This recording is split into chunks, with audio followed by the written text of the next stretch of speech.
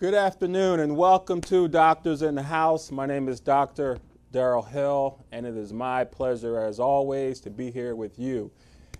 For the past few weeks, we've had the good pleasure of talking specifically about dental issues which affect our good health, and it's been very interesting because I had a few cases this week which reminded me about the importance of good dental health and why we bring this to you. I'm going to be joined later by our co-host, Dr. Taylor, our dentist, but I'm going to go ahead and get the show started today. We will get into a quick video, but today's focus will be on dental health in our older population. And just as an example, I had two patients this past week. One of them reminded me of how his teeth were literally crumbling when he ate. And he was in the process of getting all of his teeth removed, and you can imagine enthusiastic about the opportunity to get dentures placed so he can once again start to eat. It was clear to him that his teeth were rotten, full of bacteria in his mouth, and what that was doing for the rest of his body. So we're going to focus a little bit today, and myself, just as a reminder, located in Laurel, I really see all adults and do a few unique things, including having a home-based practice where I get to help those people who literally are confined to the home and need a doctor to come to them because it's such a taxing effort to get out. So you can imagine when it comes to their medical issues, what a service I bring to them. And Dr. Davis, when he shows up, will talk to you more about some of the dental skills and tools that he brings to the bedside to people who are confined to the home who suffer from the usual things that people have from a dental perspective, but they can actually go out to the dentist. In this case, I'm bringing the medical services to that person, and Dr. Taylor is bringing the dental services to them. So we'll talk a little bit about them. And my second patient is literally somebody who is a home patient and is having the same exact problem, teeth decay and cavities, which are really becoming more of an emergency, urgency type situation and will require some intervention. And because he can't get out to the dentist, he's going to need someone to come to him. So over the past week or two, we've talked about the importance of brushing your teeth, about flossing. We talked a little bit about what exactly a cavity is and how that cavity is treated, along with the importance of cleaning and all the things we do to prevent gingivitis and then treat gingivitis. So I want to thank you all for once again tuning in for these topics. And what I hope you're going to see as we move into the coming weeks, we'll be talking more about the diabetes, the blood pressure, and some of the unique things that we as physicians are doing to help our patients out. So what I'm going to do now is just go ahead and switch over as we prepare for the video, and we'll probably get to a break and have Dr. Taylor here by then, and we'll be getting into some of the dental tools or the trade that's happening more so in our older population. So with that being said, let's go ahead and get right into the video.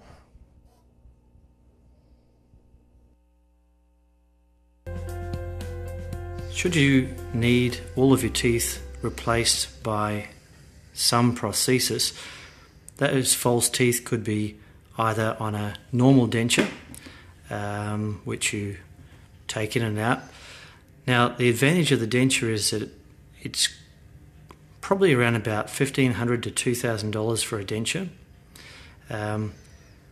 Its disadvantage is that in the bottom jaw, the bone tends to shrink quite quickly, so that a lot of people have trouble eating with the bottom denture, that it's clacking around, they fall out when they're laughing, they can't eat apples. So a lot of people might be socially embarrassed as well about those same issues. So should you have those problems, or should you wish something alternative, 2 implants in the bottom jaw is a highly predictable procedure for retaining a denture. So if your concern is that your teeth are moving around everywhere and are loose, you won't need any denture glue or like to hold onto that one. In contrast, if your concern is that every time you bite on foods that your gums are sore, that you've got so much recession and shrinkage of the bone and gum that there's no support given to the gums, you may actually need something more in the form of either a fully fixed prosthesis. So this is 4 implants here, permanently retaining an acrylic bridge. And depending on how heavy your bite is and a number of other factors, including your lip profile and how much support these teeth give to the cosmetics of the display of your top lip. So if you achieve a lot of plumpness of your top lip with teeth in, and when you take your dentures out your lip collapses in, then you may actually need, although some people want to have a permanently fixed prosthesis, they may need this acrylic flange, this pink component, to keep that lip plumped up. And again, this is a removable prosthesis, just having a bit of trouble there. So in the top jaw, sometimes you might decide for different reasons to have 4 implants to retain that denture. Or you may permanently fix it there on 4 implants as well. Again, the number of implants is really dependent on your situation, whether it's 4 or 6 in the top jaw. It does depend on how many teeth you want placed back there and what's on the lower arch. If you've got natural teeth down here, it's going to put more load on these top teeth. So you're probably going to more head towards 6 implants in the top jaw. If in contrast you have a denture down the bottom that's chewing on this, they're not going to give as much force against this appliance up the top. So we may decide that 4 implants is sufficient to hold that sort of prosthesis. Other people that are really abhorrent about the whole idea of ever socially having to remove teeth really would go for a fixed prosthesis, and that may be in the form of or implants. This person having 6 implants to hold that permanently in place. So a number of factors are considered when you're planning the full arch to be replaced by teeth that are held onto implants. Primarily, what are your concerns that we're trying to address, and how much benefit is this acrylic flange giving to your cosmetic profile with the plumpness of the lip. So we really need a consultation in combination with CAT scans to determine have you got enough bone in the right areas.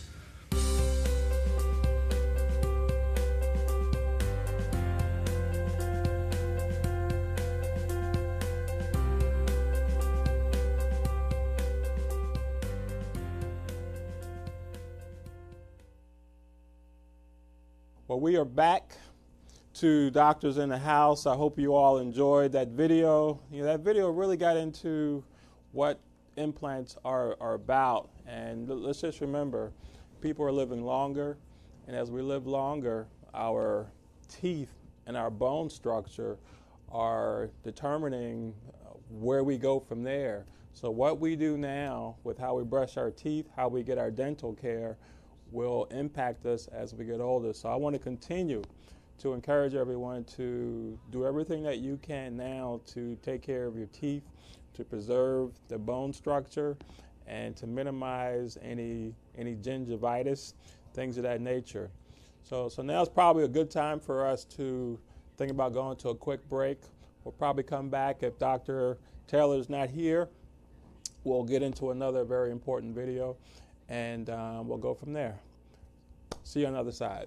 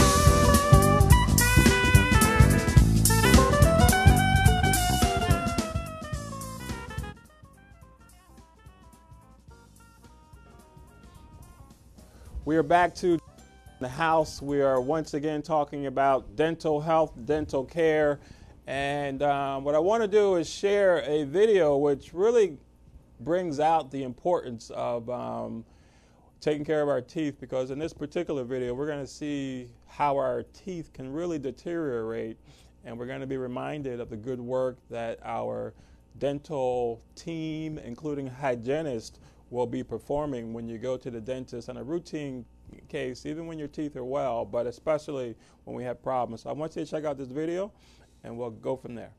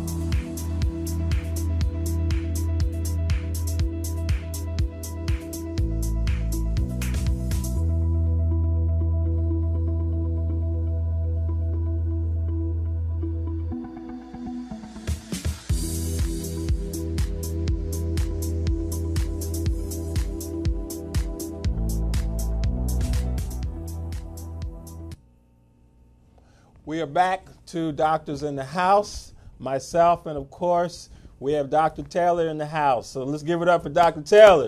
Woo! All right. So as mentioned earlier, we're talking a lot about the kind of medical, dental type issues we see in our older population. So of course, we all know about dentures, we know about dental implants, because what I mentioned earlier, our older population is getting older and those teeth may not be surviving. So what do you want to say about that? So, you know, it's a mixed combination that we're running into now, because more and more older individuals are having implants also with dentures attached to them. Okay. So as you and I go to nursing facilities and homebound patients, we're finding more and more patients that have the fixed appliance, and you know, everybody's like, yeah, they have dentures, but they have implants. Right. Well, they're fixed, and sometimes these are fixed prosthesis. Right. You can't remove them without a torquing wrench. Oh, really? Okay.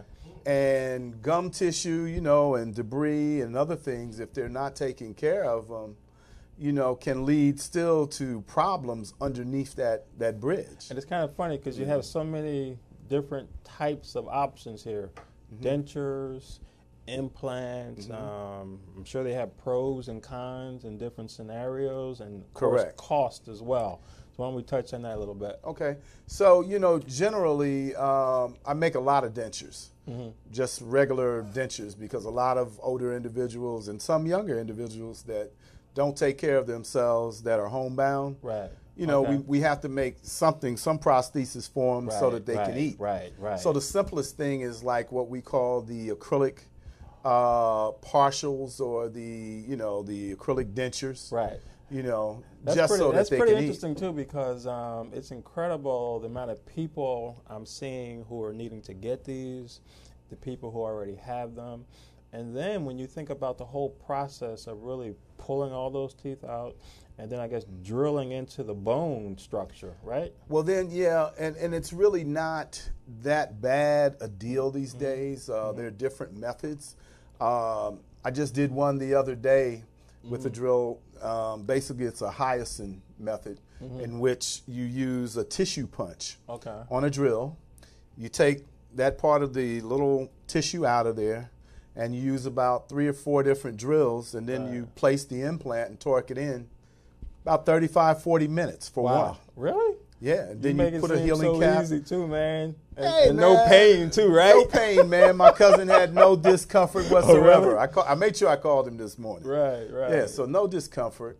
You know, so there's various avenues now that we're using, you know, replacing teeth. Right. You know, when you're replacing 1, 2, 3, you know, it's pretty simple. Now, it gets very complicated when you're replacing, let's say, you want to do a fixed denture. Okay. Now, when you say fixed denture, that's just... So there are 2 types of dentures now. You can get a regular denture, in which, you know, the old method that we take the impression. You know, you do the bite blocks and come back, do the wax teeth try in, have it processed, and put them in, and they may have to use adhesive. Okay. But what tends to happen over the years, the bottom arch, and you probably see this too, the bone resorbs or shrinks. So that lower denture starts moving around, you know, and then you guys will call us out to assess because there may be a little nodule there, and everybody's like, well, what is that? It's denture irritation. Almost like a callus. Like a callus, but the tissue, you know, is what we call friable or movable. So most of the time it's harmless. But more and more people are going to, if they have to have all their teeth removed, going to like what we call all on 4, which is 4 implants or 6 implants on the lower, 4 on top, and then the actual denture looks like a bridge. And you torque with screws in there like you would any other, you know, prosthesis, and cover it with, you know, a little temporary cement or something, and they can go around. Now, here's the thing. In those avenues, you do about every 3 to 4 months have to come in. We take those screws out, take the denture out, clean it, because you'd be surprised what you find under there. you know, let them rinse out with like some Paradex, but you know, they still have to have the home regimen. Okay. Also during their regular care. Are they still? They don't have to brush though, do they? Are they brushing or? You know, Efferdin, I think it is. Yeah. Well, that's when you put them in. Okay. So the older type of dentures, you take those out. You do brush those out because food and plaque and everything else will get in there, and you put that in the Efferdin. Oh, so we're not seeing that much anymore. The old ones You're still take them seeing out. it because of cost. Oh. Okay. Because it's about $25,000 per arch to have really? the fixed Woo. dentures placed in. So you're looking at $50,000 about to have that done. That is like the Rolls Royce of dentistry. And the insurances don't cover that? No. Okay. They're not going to cover that. Okay. Now I've seen some insurances now start to cover $50,000. Take care of your 50. Wow. You know, but I have seen insurances now start to cover implants to a certain degree. Okay. Because now we're talking not many. Can dentures ever be implants, or that's totally different? So, okay, you can take an old denture, place implants, but you have to modify the denture. Okay. Okay. To the fixed structure that's on the prosthesis. Right. Or in the mouth too. And it's interesting we're having this conversation because how much does your bone structure depend on this too? Well, that depends greatly on it. Right. Even just the single implants. Right. If you don't have bone, some people we can add bone. Then you get people that just absolutely have a flat ridge, and you just, bottom line, they can't accept an implant because if you can't build that bone up, because remember, we have all those nerves and structures running down there, and the last thing you want to do is hit an artery. Or not fun. No. Not for them, definitely not fun for us. And it's funny too, because as I think about some of the patients I've run across who have had these implants and everything, they've all been pretty happy. Yeah. I mean, because they're getting their cosmetics back. They're happy about that part. They got the movie star smile, and more important than that, they can eat again. Definitely can eat again. Yeah, you forget about that. You've got to realize that when we place these implants in there, now most of us wait about three months for that implant to actually integrate in the bone. I do believe that they're using like the titanium, just like you guys use for prosthetic hip joints, because understandably it takes to the bone. Wow. So if you wait, I wait about 3 months. Bring the patient back, then I do the restorative aspect of it. Now, I don't know if you can, I guess you can comment on it, but as you get into your 70s, would you say, what percentage of people are requiring implants or dentures of some sort? Well, being that I'm approaching but not there, right. I do find a lot of people in their 70s, early 70s, like 70 to 72 still saying, hey, I want to get implants, I don't want to get dentures. Okay. And that's only if, most of the time I find that if they're missing, a few teeth, 2, 3, maybe 4. Right. But nobody really wants to walk around with a denture anymore. And I really can't blame them. All about cosmetics. And you're right, man. I'm seeing so many people with the implants, and whatever the case, it's very cosmetically appealing. Yeah. Perfect teeth at the age of 70, that's impressive. So I guess it gets back into a lot of what we said with your maintenance and getting your checkups and things of that nature being very important. Very important because, as you know, the medically compromised patients that we run into, unfortunately, they're not good candidates. Right. Especially your patients that are on your blood thinners. Right. Your type 2 diabetics. Not a good candidate? Not really a good candidate because a lot of what I'm finding too, they have a lot of periodontal issues. Really? Because it's funny with the increasing numbers of diabetes and pre-diabetes, it's almost like we're saying these guys are going to be in trouble from a variety of different reasons. They can be, because if you're looking at it, you're treating, you know, their diabetic condition. And a lot of times what I'm finding is the periodontal issues that I'm coming up against, you know, the mobile teeth, you know, the gum recession. And just, you know, even though the ones I've seen people that really take care of their mouth that have type 2 diabetes, but it depends on how far that disease has really gone. Okay. And I want to applaud you again for being one of the few dentists who do the home service, which is a really good thing. I just happened to be talking about you just yesterday to a patient whose husband has the crumbling teeth. He's a homebound patient, a lot of multiple medical issues, and I'm definitely going to give you their information so you can at least give them your opinion. But just remind the audience, what are some of the things you're seeing in that homebound population, and what are the things that you can do for them? Okay, so in the homebound situation, these patients cannot get out. They're not wheelchair accessible from, you know, let's say paralysis to, you know, they just can't get out of the house. So what I'm finding is lack of care there. You know, the caregivers try their best to do as much as they can, but as we all know, your average patient needs to come in about every 6 months. But what I'm finding with the homebound patients, you know, they haven't been in like 2 or 3 years. Easy. And that's on the average. First thing I run up against is periodontal disease. Deep pockets being, when I measure, I take what we call a periodontal probe. 1, 2, 3, 3, 4. 4. Yeah, anything over 4. You know, and bleeding gums. You know, so there you have it. So what we try to do is control that as much as possible by doing scaling and root planing. You know, but now here's the catch-22 to that. You guys say this patient may be, how do you say it, swallowing precaution. Aspiration precaution. Aspiration precaution.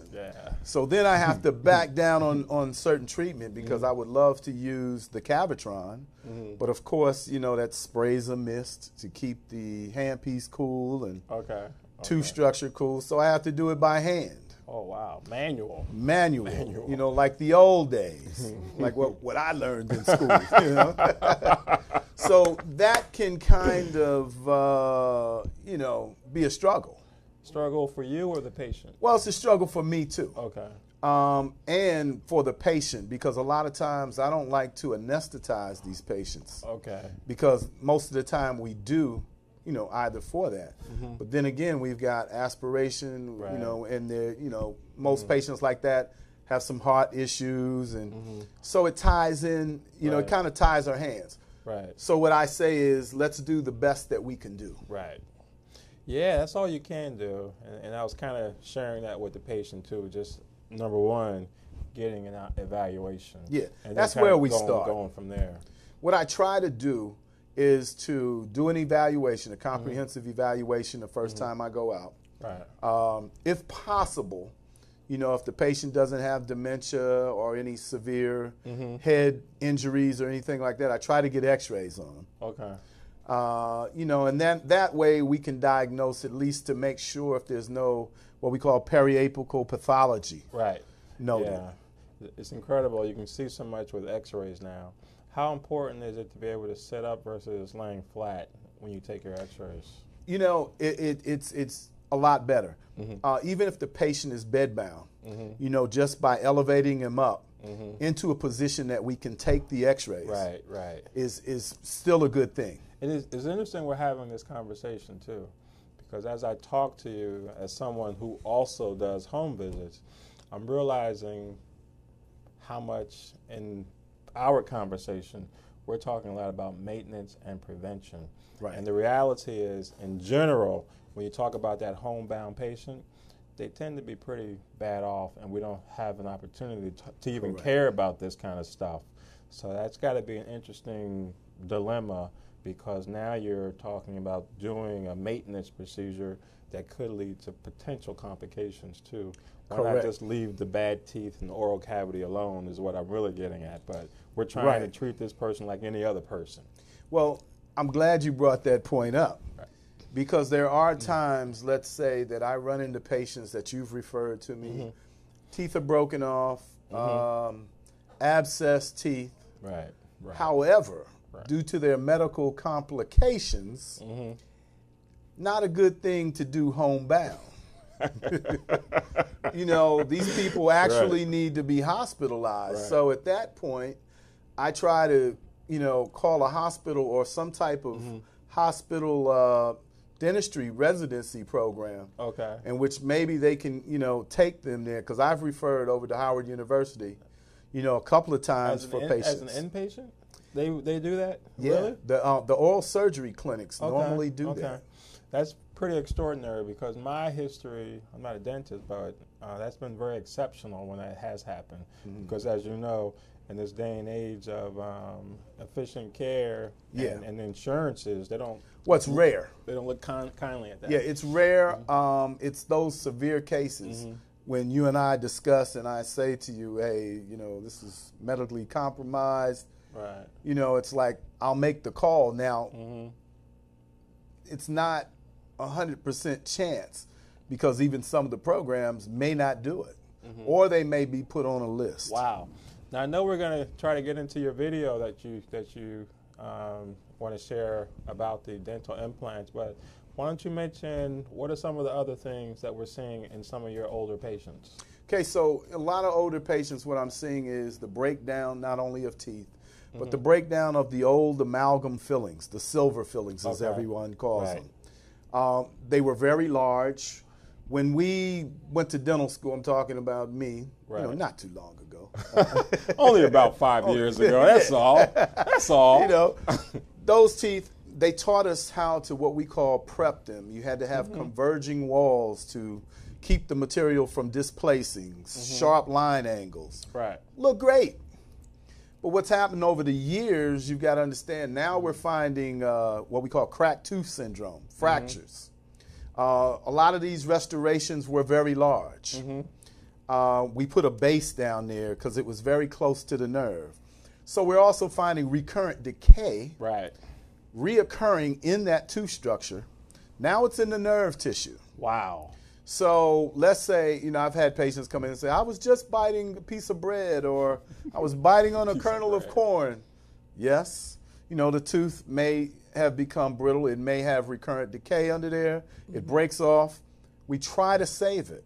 However, there are instances where the filling is so large, and by the time you send them to an endodontist to do the root canal, there may be a fracture, a vertical root fracture. It may fracture through the bifurcation. That sounds painful, by the way. And I get a note back, we can't restore this tooth, needs to be extracted.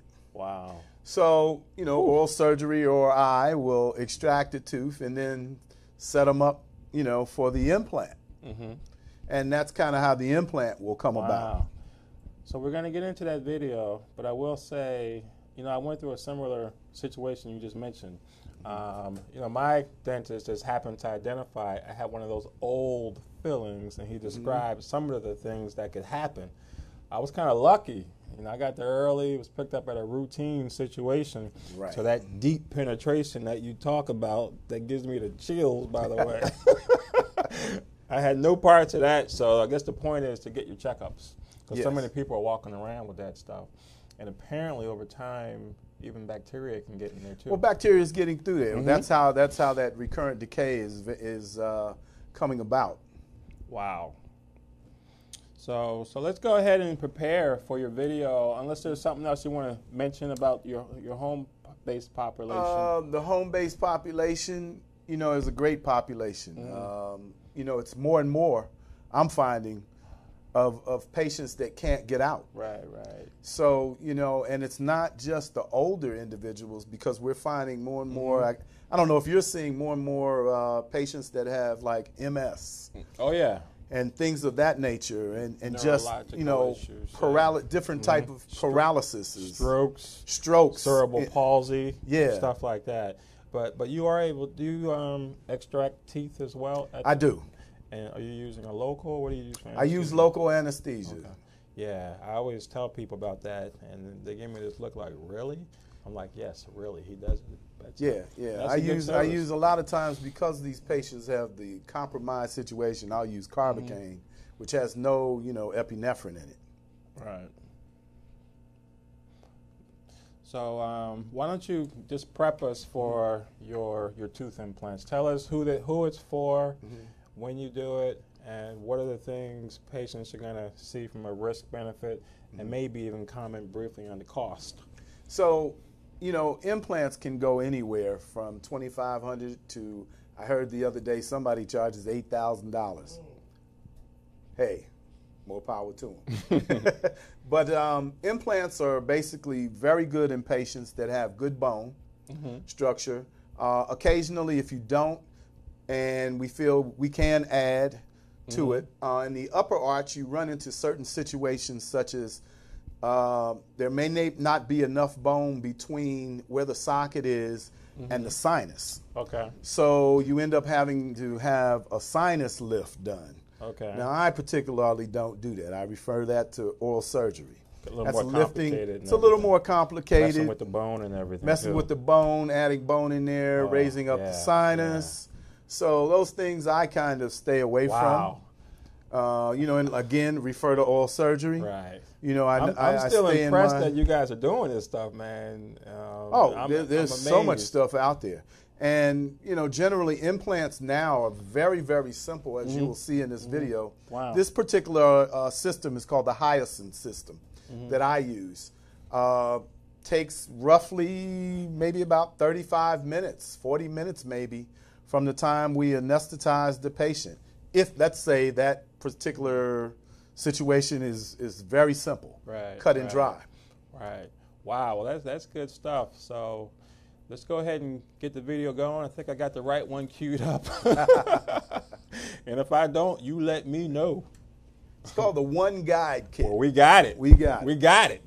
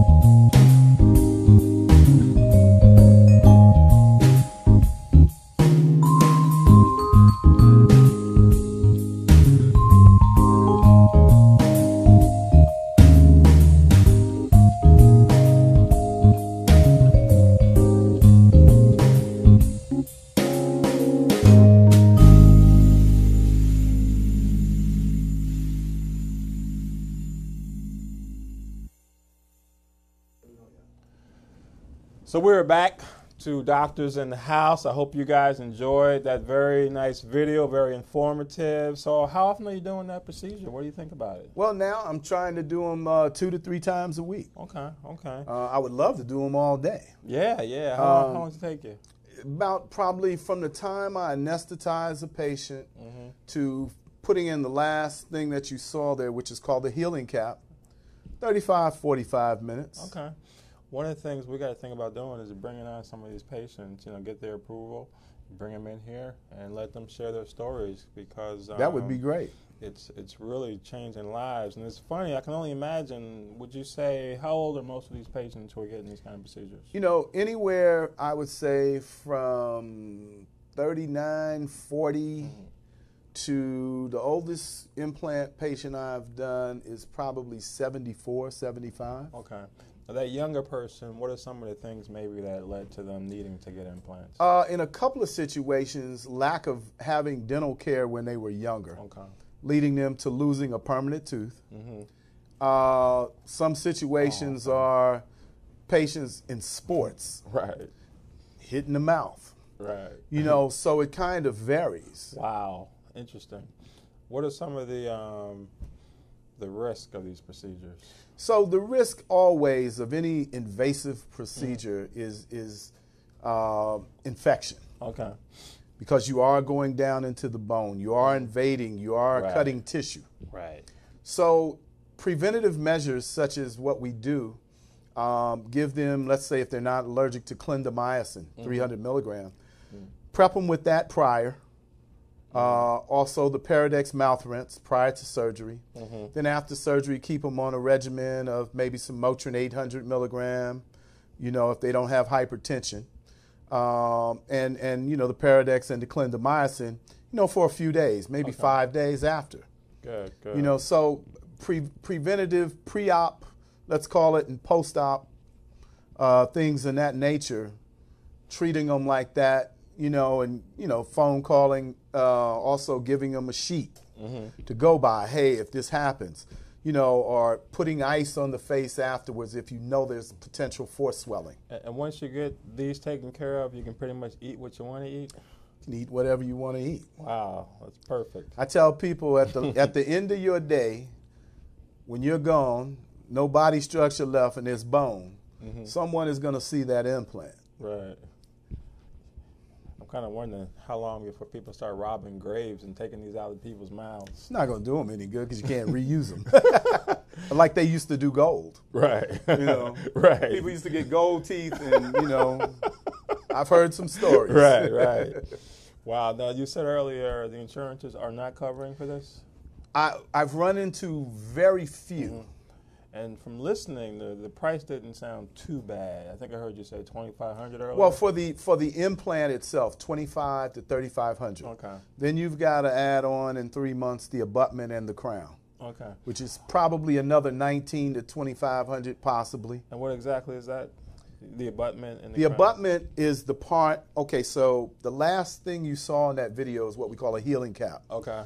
That keeps the tissue, open. Let's call it. Okay. So when I take that off, I'll screw an abutment in there. Now, I may have my lab fabricate me what's called a custom abutment. Because let's say due to the inclination of how I had to place that implant, the stock abutments, as we call them, from the company may not fit or bend to, how that space is, how I can make a nice tooth. So I may have to use a custom abutment. Wow. So these things are screwed in. You take an impression, send it to the lab. They fabricate me a crown that goes over. Crown comes back.